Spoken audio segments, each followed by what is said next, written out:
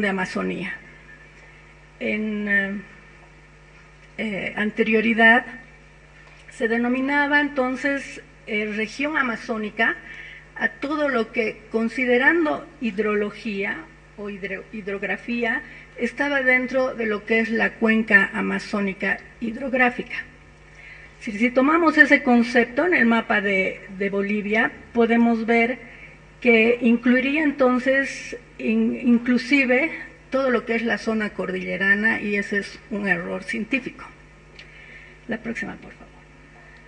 Otra de las aclaraciones es que, considerando el Trópico de Cáncer y el Trópico de Capricornio, que son las dos líneas que forman el cinturón de la Tierra, esta región también es denominada tropical, que es otro de los errores, porque estarían, si consideramos en línea recta el mapa de Bolivia, también incluidas nuestras cordilleras, nuestros valles mesotérmicos y nuestro altiplano como zonas tropicales entonces.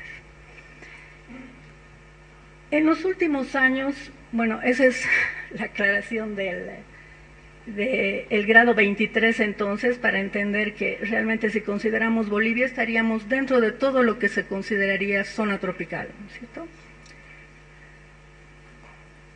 Entonces, gracias a la tecnología desarrollada durante los últimos tiempos, se ha considerado que una de las ciencias que más puede apoyar en lo que es el conocimiento de la biodiversidad es la biogeografía.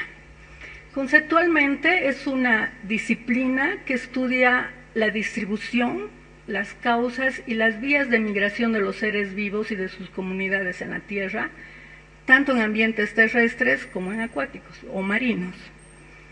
Es así que se ha desarrollado entonces inicialmente el mapa de biogeografía de Sudamérica, que por la escala que necesitamos trabajar en gastronomía, digamos, es muy grande. Se pueden observar las diferentes características, y una de las características que debemos notar es que en biogeografía, en todo lo que es vida, no existen fronteras políticas, es decir, los animalitos y las plantas no reconocen que existe una frontera internacional, ¿no es cierto? Es por eso que se reconocen grandes formaciones biogeográficas, y como ustedes ven ahora, es erróneo que deberíamos considerar Amazonía a toda esta región, cuando en realidad haya una diversidad que nos diferencia.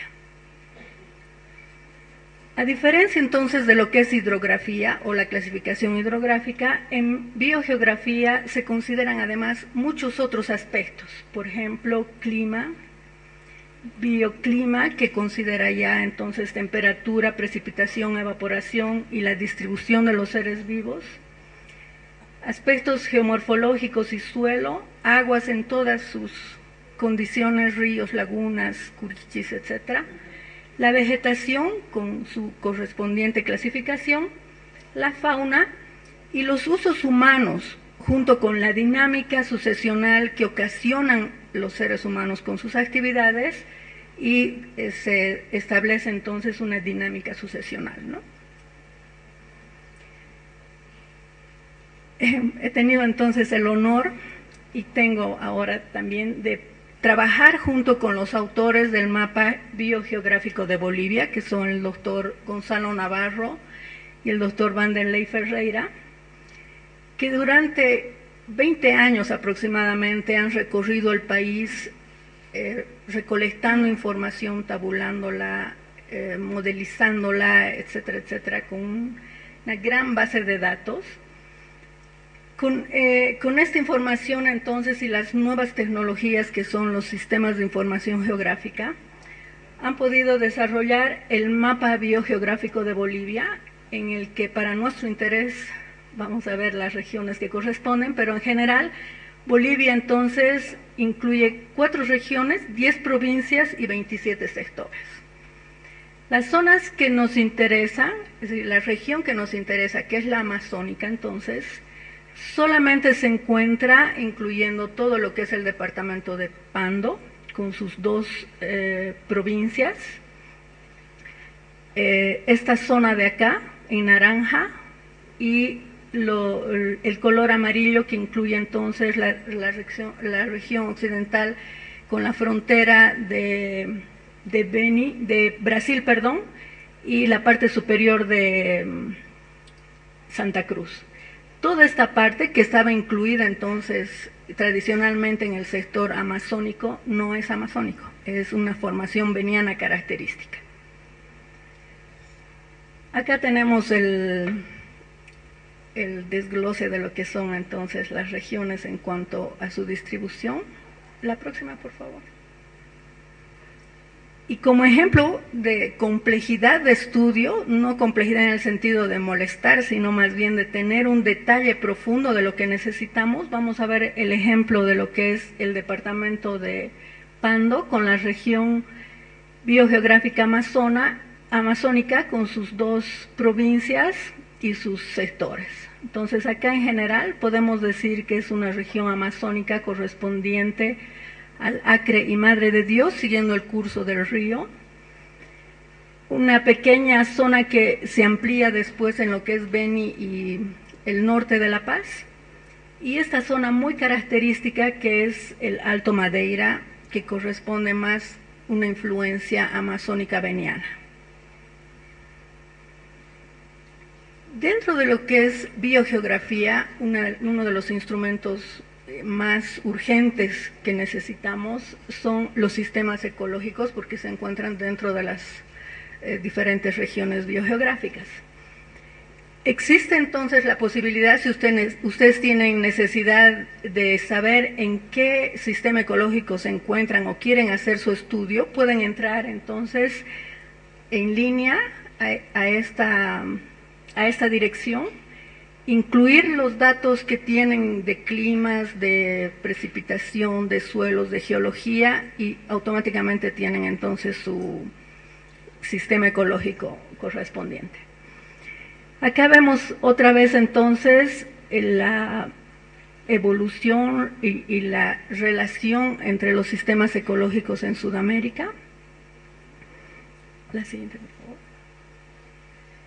Y conceptualmente, como nos interesa el estudio, indicamos que los sistemas ecológicos son entonces los grupos de comunidades vegetales que tienden a co-ocurrir o coexistir, compartiendo procesos ecológicos, sustratos y gradientes ambientales.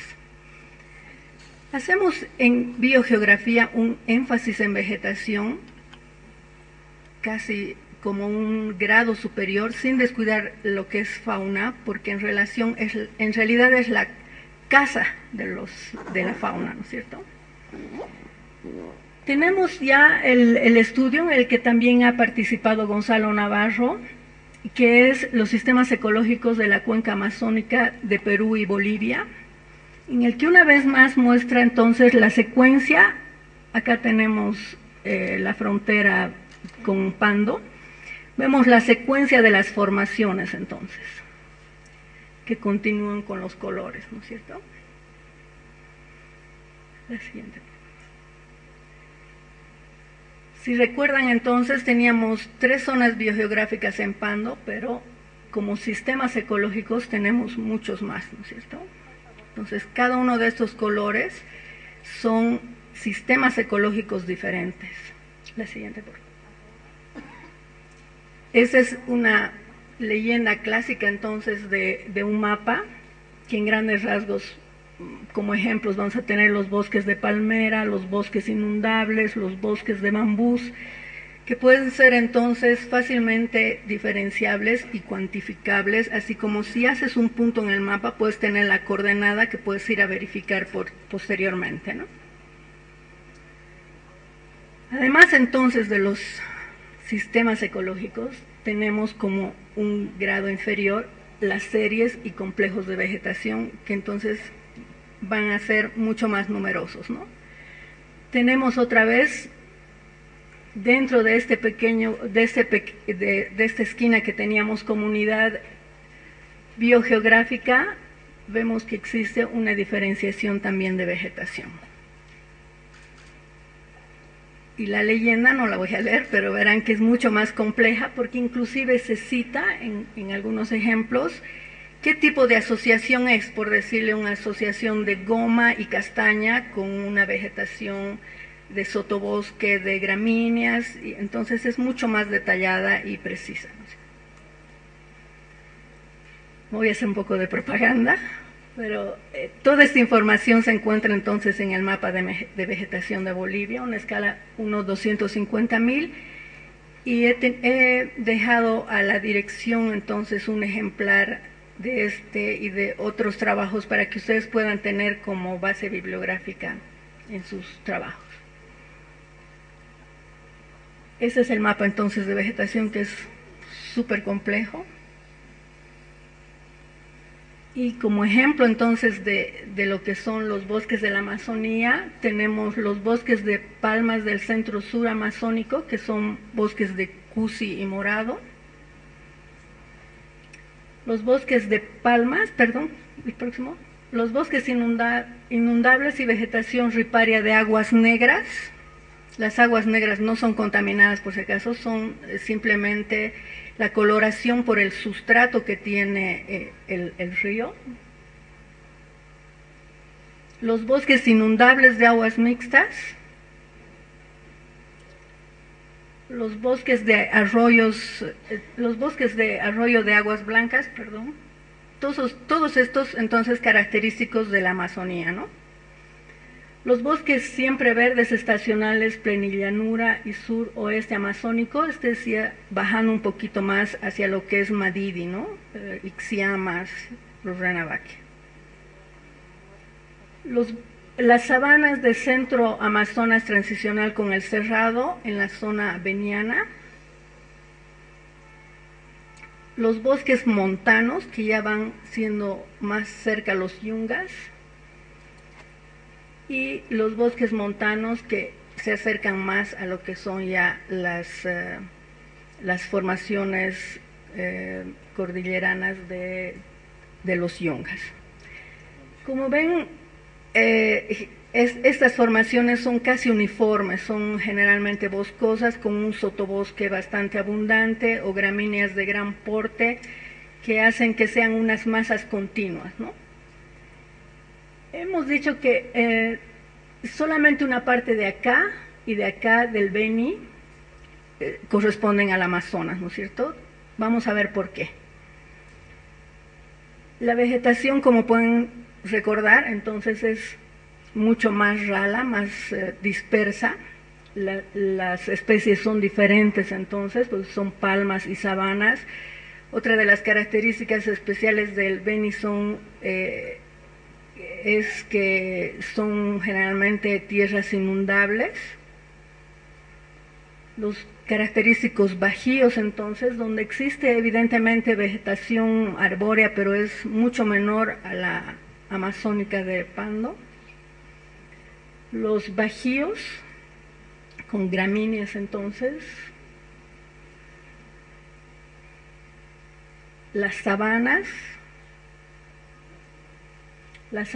hidrófilas, que son las que generalmente están inundadas.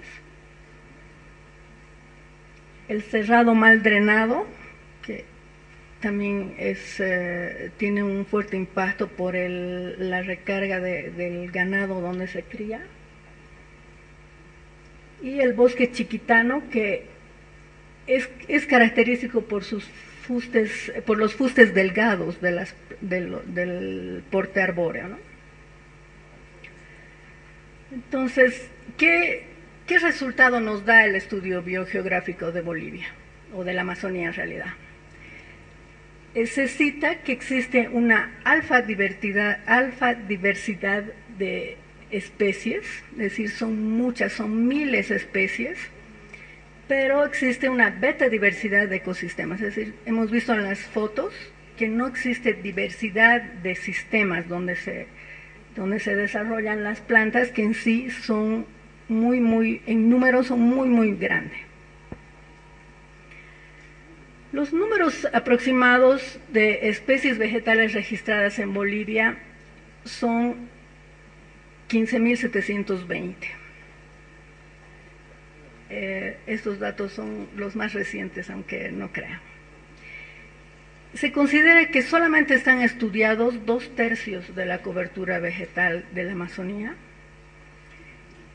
Existen más o menos unos 3.700 que incluyen hongos, musgos, hepáticas y pteridófitas, que son helechos, etcétera, que son los menos estudiados por su complejidad de reproducción, etcétera. Y en gimnospermas, que llegan a ser coníferas, pero no especies incluidas, solamente existen 20 especies determinadas. En dicotiledóneas, que son las que normalmente forman las masas boscosas, solamente existen 9.000 especies identificadas. En monocotiledóneas, que son entonces palmeras, pastos, etcétera, están solamente 3.000, lo que nos da una idea de lo mucho que nos queda todavía por estudiar o sea, sabemos que somos diversos, pero nos queda mucho por recorrer para seguir conociendo lo que tenemos.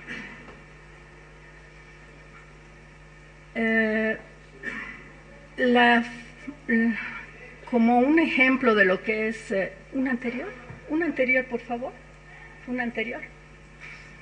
Como un ejemplo de las colecciones de flora de la Amazonía, tenemos acá cerca de 17 ejemplares que han sido recolectados durante las verificaciones de campo del mapa de vegetación, y como verán, de 17 la mayoría son por los lugares que son citados, son entonces de esta zona amazónica y sobre todo de la zona de Pando y Alto Madidi, ¿no? Bajo Madidi, perdón. Los señores Altamirano y Ramos son unos de los que más trabajan entonces en lo que son las colecciones científicas y las identificaciones. Han determinado también 29 especies de plantas superiores. Acá pueden ver lo difícil que es hacer una colecta científica.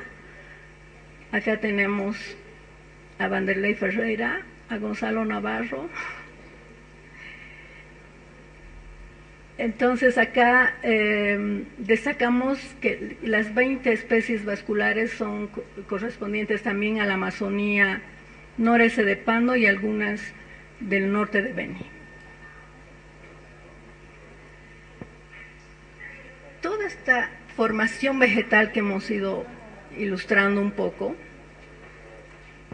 es importante porque cobija dentro de ella entonces muchos, y quizás muchos más de los que nos imaginamos, ejemplos de lo que viene a aplicarse en gastronomía y es el futuro de ustedes, ¿no es cierto? ¿Cómo se han conocido los usos de estas especies y sus aplicaciones? Es básicamente a través del conocimiento de la gente indígena y autóctona de estas zonas, ¿no es cierto? Muchas especies, o sea, sé que hay mucho más. He querido solamente ejemplificar. Una más, por favor. Muchas de ellas ya están en un grado de comercialización elevado, es decir, se supone que ya son, además de ser productos del bosque, ejercen presión sobre el bosque porque están necesitando la ampliación de una frontera agrícola en desmedro de otras especies, ¿no es cierto?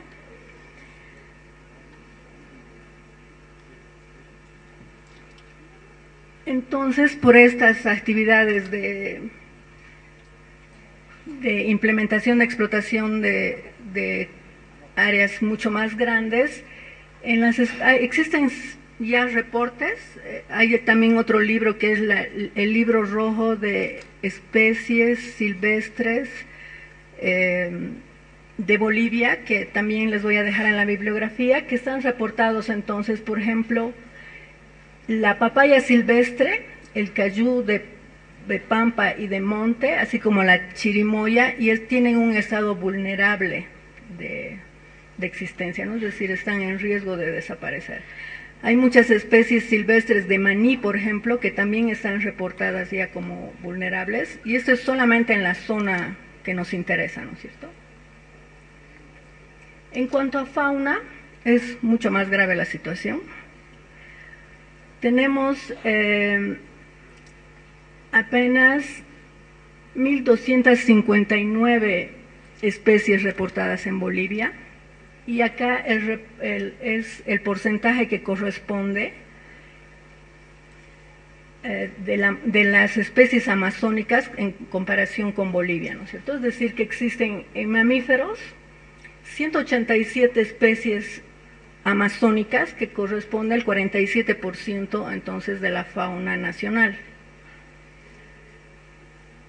En aves igual tenemos un 50 especies, en anfibios, en reptiles, en peces, alcanzando entonces, como pueden ver, un elevado porcentaje de lo que es, respecto a Bolivia, la contribución en biodiversidad de la Amazonía. La mayoría de los primates, además de Bolivia, están en la Amazonía, incluyendo el chichilo negro, que es un primate de Pando que es absolutamente endémico y que también se encuentra en estado de vulnerabilidad.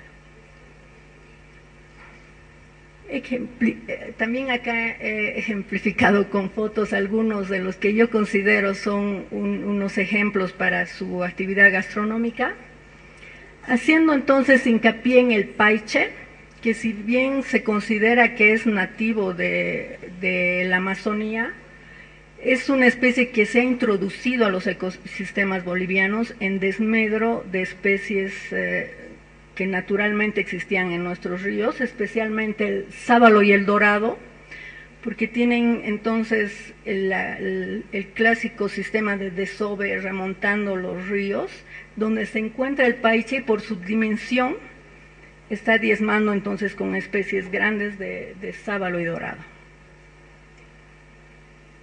En insectos realmente existe muy poco. Insectos y otros grupos he puesto porque me imagino que una de las carnes más ricas es el cangrejo del río.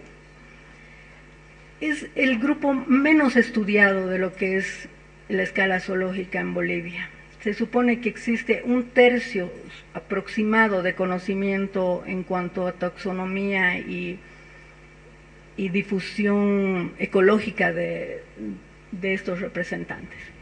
Solamente como anécdota también, en las verificaciones de campo, un día estábamos almorzando en la ciudad de Cobija y una libélula entró a mi cabello.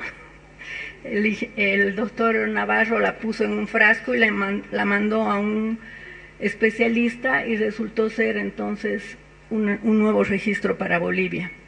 Así como 5 cigarras que encontramos en el monte, donde 3 de ellas fueron posibles nuevas especies y 2 registros nuevos para Bolivia. En cuanto a turismo, entonces, tal vez ustedes conocen más que yo porque yo hago solo turismo científico. Existen evidentemente una infinidad de posibles paisajes y lugares paradisíacos en la Amazonía. Todo depende entonces de la infraestructura y las condiciones en las que se pueda llevar o ofrecer estos destinos para el futuro, ¿no? Yo me he sorprendido al leer un artículo que dice que en Rurrenabaque se han recibido cerca de 40.000 visitantes en un año. Ese es para mí realmente un récord impresionante, ¿no? Entonces tenemos Rurrenabaque, el Madidi, obviamente con una riqueza infinita en paisajes, el Pilón Lajas, Las Pampas, que es uno de los lugares donde existe más diversidad visual, ¿no? de flora y fauna, y San Miguel de la Bala también, que en realidad estoy describiendo toda la parte turística que corresponde a la Amazonía y norte de La Paz, ¿no es cierto? Estos son los esquemas clásicos que tenemos de lo que es entonces en este sector amazónico y las posibles rutas turísticas que existen. Este me ha gustado más porque en realidad cita entonces la posibilidad de poder encontrar especies de fauna en un tipo de turismo ecológico, ¿no es cierto?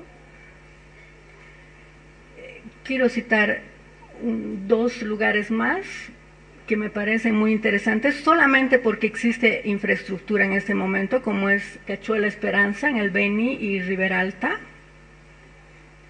Obviamente no quiero dejar de lado lo que es la Chiquitanía, pero lamentablemente solamente una parte de ella está en la Amazonía, entonces no puedo citarlas. ¿Cuál es la vulnerabilidad entonces de esta zona que nos interesa? Creemos que existen o falta en realidad muchas actividades que puedan proteger esta zona, que desde ya una de las características más lamentables que tiene es justamente la fragilidad de esos ecosistemas. Sabemos que existen actividades de manejo forestal, de explotación forestal, que no están debidamente controladas, que no están debidamente legisladas, ¿no es cierto?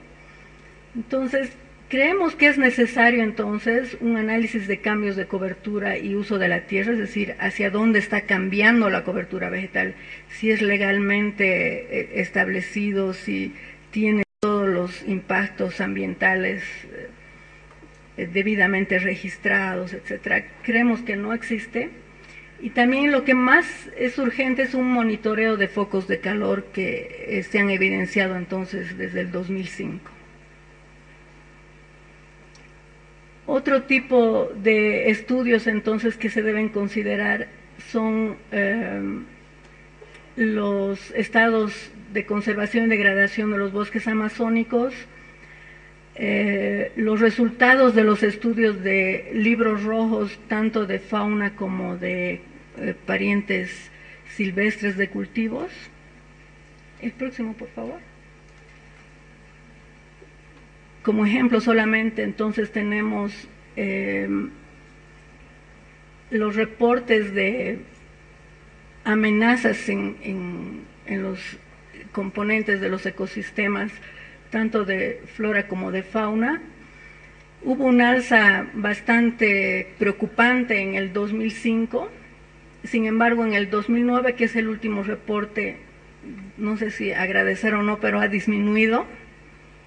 Pero como pueden ver, esos resultados no son posibles de retroceder, ¿no es cierto? O sea, existe la extinción de una especie y ahí se acabó la historia, no es posible entonces recuperarla, ¿no? Por eso es que es muy importante tener en cuenta qué es la política que se debe seguir para seguir aprovechando el potencial de la biodiversidad. Otro tipo de investigaciones, y hemos dicho los cambios, la existencia de planes de uso de la tierra, si bien existen, no se practican. Entonces es también una falta de legislación. La explotación del castaño y el uso discriminado de fuego entonces en los incendios forestales también son aspectos que preocupan mucho en cuanto